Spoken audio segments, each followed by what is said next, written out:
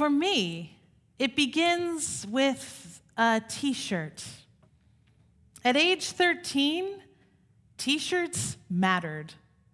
Amidst an ocean of t-shirts donned with phrases such as young life, my lifeguard walks on water, God is great, no Jesus, blessed since 1990.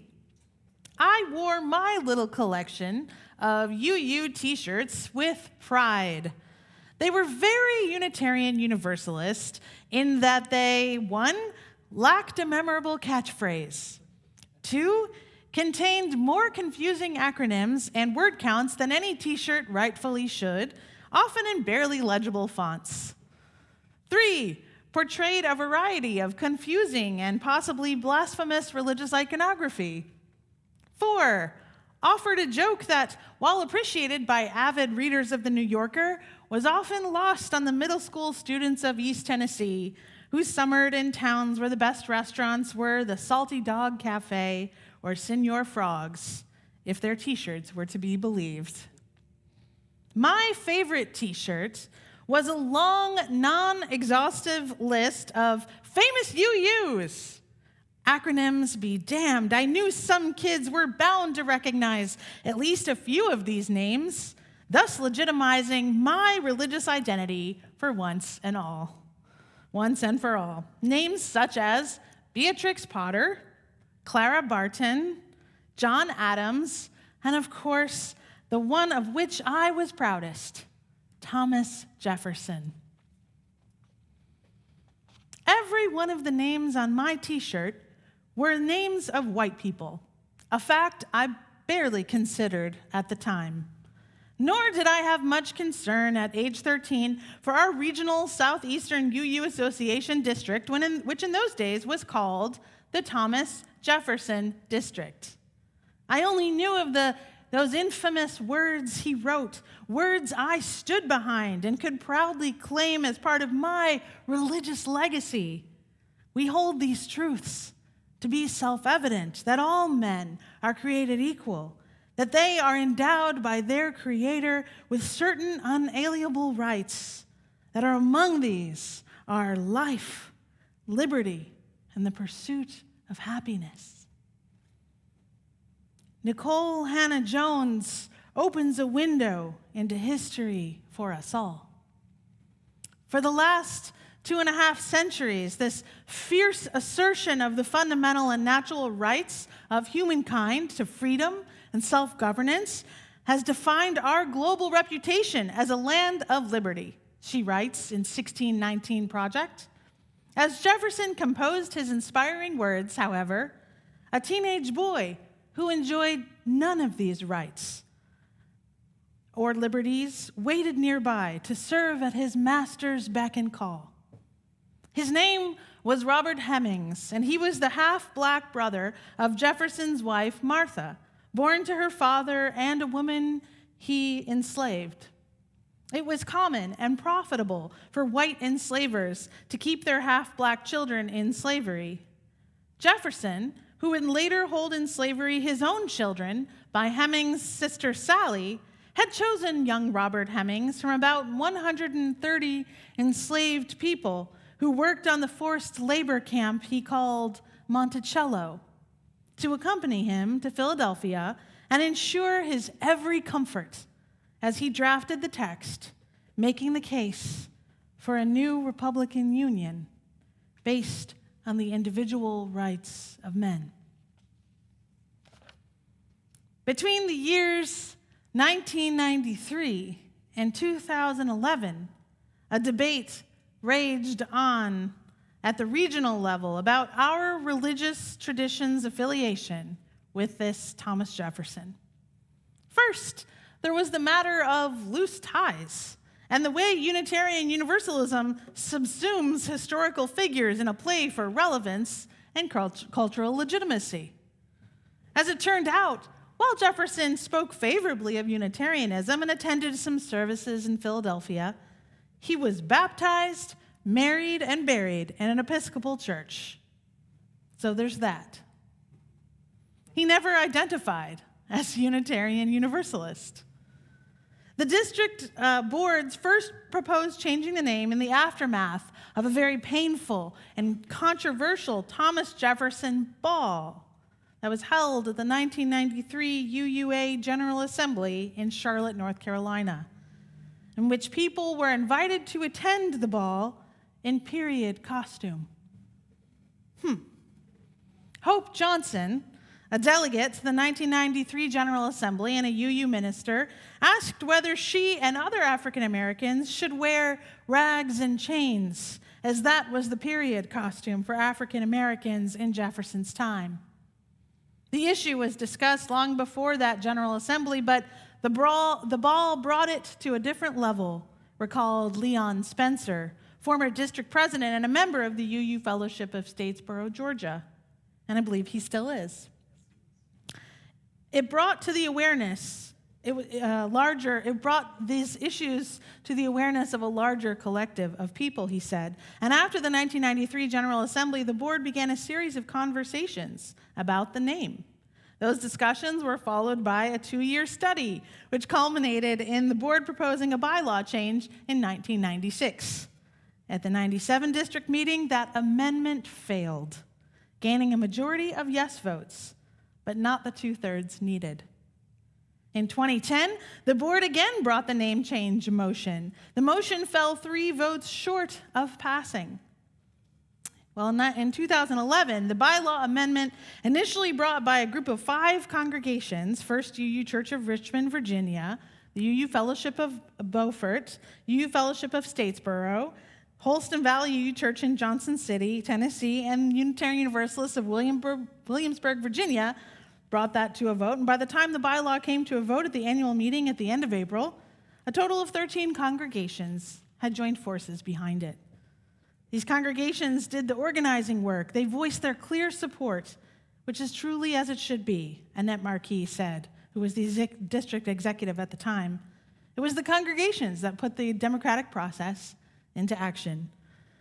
I named the congregations because in my research, I did not find any mention of the UU congregation of Atlanta showing up to help pass this vote. Leon Spencer said the issue was not about the merits of Thomas Jefferson necessarily, but the focus that needed to be about who was in the room today and who might come. Spencer said it presents to us a real opportunity to continue truth-telling, continue healing and reconciliation. And the process, he believes, reflected the strength of this religious community. Sometimes, when we reach points where there is conflict, he said, it seems like we don't always have the faith that we can really deal with those issues. District President Jim Key noted that his own opinions had shifted over time. I'm a Southerner, he said, and an old white man who went to Jefferson High School. I had the typical white privilege view, Key said. But as Key got involved in congregational and district leadership, he said he began to examine his own cultural competencies, and he began to listen to other people's stories. It was certainly clear that the name was a problem for people of color and their allies, and also for folks who didn't feel they could bring their stories into their congregations, Jim Key said. And if we are espousing a vision of beloved community, the name was inconsistent with our values and our vision. 2011 was the 3rd time the name change had come up for a vote, and the first time the vote yielded the 2/3 majority needed to pass. According to District Executive Annette Marquis, there were so many cards raised in favor, it was not necessary to do a specific count of the votes. It was a decisive, positive vote for change. Well, I remember when my friend Alandria Williams, who was also 13 but was also somehow involved in this district fight to change the name, who did care a great deal about the name of the UUA regional districts, she had been instrumental. She came and told me we were changing our name to the Southeastern District. A range of emotions took hold of me, I won't lie. Embarrassment at my simplistic, whitewashed ideas about Thomas Jefferson and who he was. Anger that I was on the wrong side of the argument. gratitude for those who stood up and worked hard for years to make change, frustration and impatience that it took so long, and that I admit I still struggle with, humility at all I didn't know, and wonderment at all I had yet to learn. Well, that day, we got out our old famous UU t-shirts, got some scissors, and cut them to shreds. After all, it was only a t-shirt. I didn't have to wear it anymore.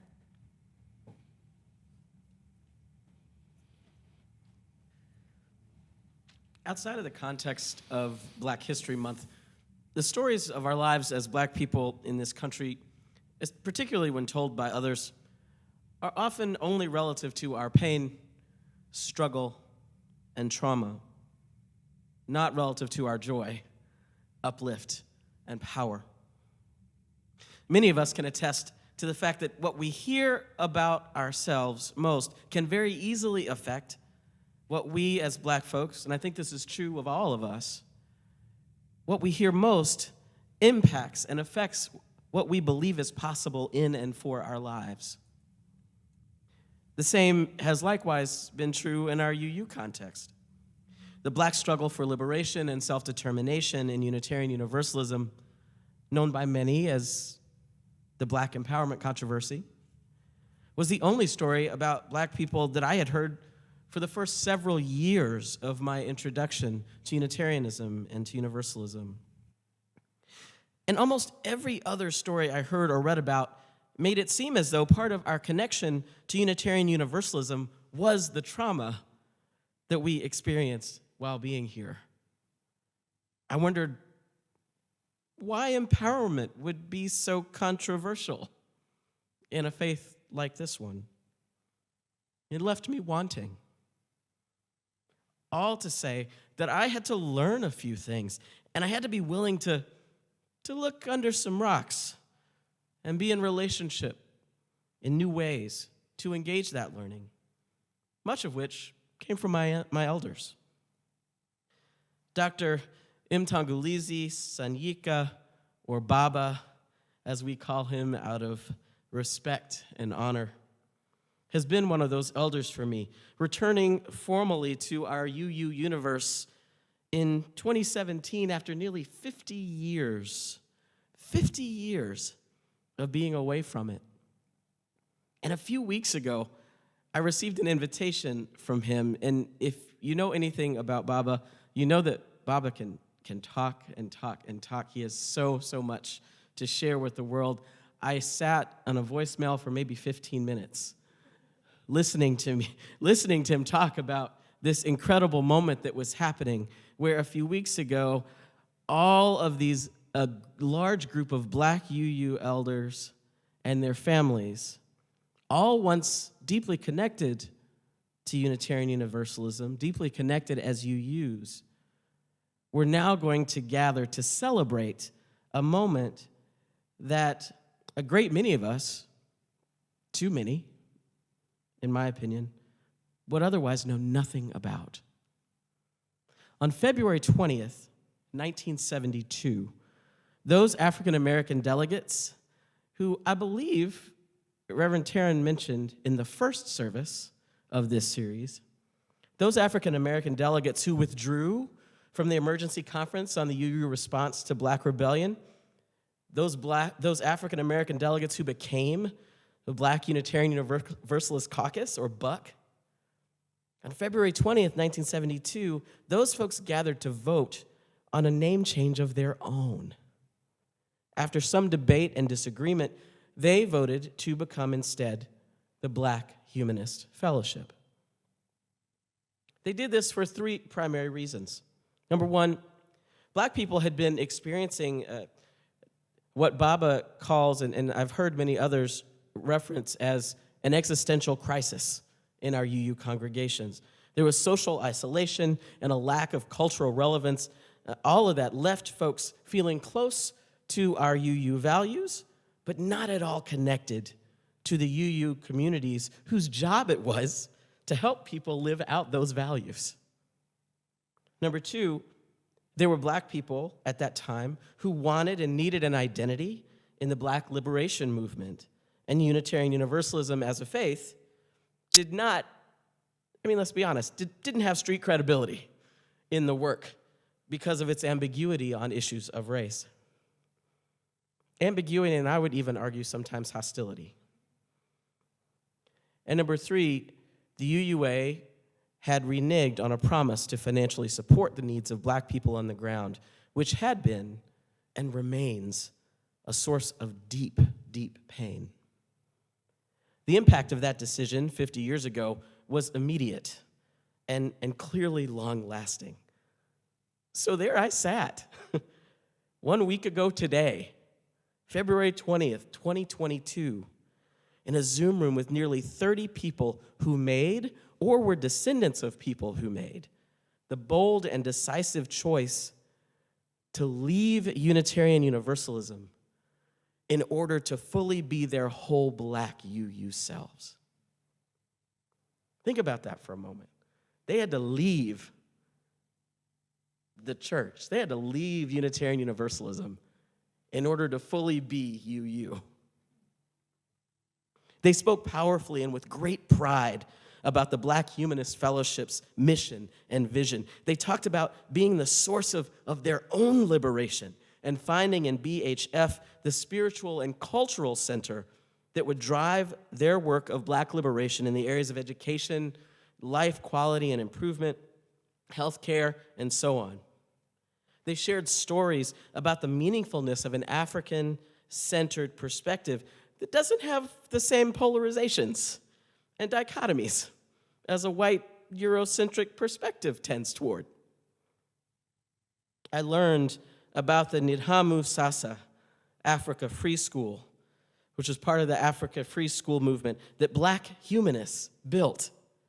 The children who came out of it and what they're doing in life right now, today, because of the UU values instilled in them in places outside of UU congregations. And perhaps the most impactful testimony I heard was from Ms. Betty Reed Soskin, 105 years young. Ms. Betty spoke almost in a whisper. And for not that long, she said, "Y'all, I'm old. I can't be here that long. But let me just say a few things." She spoke about as a black woman, what it was like to be a Unitarian in our congregations and how everything changed for the better when she became connected to Buck in those early days and a member of BHF. She said, and I quote, "For 3 years, I had finally found myself." Others present for the celebration echoed this sentiment in their own ways. These were black UUs, black humanists who were not seeking legitimacy of their identity from the outside world, like we sometimes need in those t-shirts, right? They weren't seeking that from the outside world with all of its Christian hegemony that we could spend all day talking about. They knew exactly who they were as black people. They understood what was needed for their liberation, and they held in highest regard our 7 UU principles, particularly the inherent worth and dignity of every person and the free and responsible search for truth and meaning. No, their struggle was not their Unitarian Universalism. Their very real and deeply harmful struggle was with white UUs themselves. And so, to be made new, they charted a new course. Without a lot of fanfare and with no support from the larger institution that is the UUA, these black UUs, these black humanists, have continued to thrive. Another very decisive, positive vote for change, indeed. Indeed. The 1619 Project compiled by Nicole Hannah-Jones and others, aims to reframe our country's history by placing the consequences of slavery and the contributions of Black Americans at the very center of our national narrative. In our schools and our society, we have been guilty of committing educational malpractice. These are the words of Hassan Kwame Jeffries, a historian at Ohio State University. Our preference for nostalgia, he says, and for a history that never happened is not without consequence. Although we teach students that slavery happened, in some cases we minimize slavery's significance so much that we render its impact on people and on the nation inconsequential. This is profoundly disturbing because it leaves Americans ill-equipped to understand racial inequality today. And that leads to intolerance. That leads to opposition to efforts to address racial injustice and the enacting of laws and policies detrimental to Black communities and to America writ large. Well, we are seeing that all over. Our narrow understanding of the institution prevents us from seeing this long legacy. It leads policymakers to try and fix people or individuals instead of addressing the historically rooted causes of their problems, he notes. In other words, we all suffer for the incomplete history we have been taught. As Unitarian Universalists who emerge out of centuries of soul-seeking tradition, of continuing revelation, of the prophethood of all believers, we know that learning is liberation. We can love ourselves. We can love each other through the reframing of our histories and allow that to liberate us for a more just and humane present and future. Our Unitarian Universalist faith has cycled through centuries of new learning about the Bible, about what God is or could be. So let us keep our hearts open to new learning when it comes to the troubled history of this country, of this religious denomination, of this congregation. May we always maintain a stance of humility and wonderment at all we do not know and have yet to learn from each other. May we model for others a commitment to that lifelong growth, not by digging into nostalgia or norms from eras gone by, but by learning about new ways of doing things, new models of leadership, new ways of expressing our liturgy and our culture as UUs. Black expressions of Unitarian Universalism are here to stay. They have been here, they are here now. And this is part of our tradition. We must honor it as a sacred source of our faith. May our holy commitment to ending racism everywhere and within ourselves, within our hearts, and within our institutions each and every day be honored as a sacred principle of our faith. Let us be liberated by questioning our deep assumptions. So deep, we often cannot recognize them in ourselves. And in the process, grow into a community of deep faith in a just and peaceful world.